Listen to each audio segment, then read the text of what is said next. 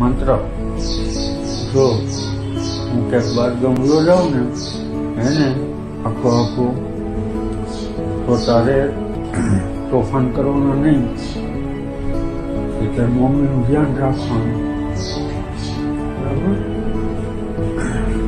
પછી તાર મમ્મી કહે ને એમ બધું કરવાનું, પછી બે દીદીનું ધ્યાન રાખવાનું હો.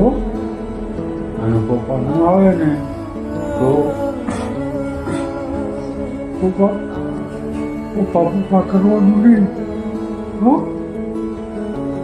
શાંતિથી રહેવાનું, ડાયો થઈ જઈશ ને રોવાનું નહીં હો.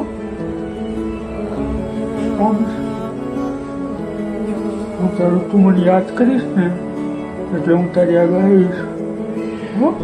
હું તારું ધ્યાન રાખીશ.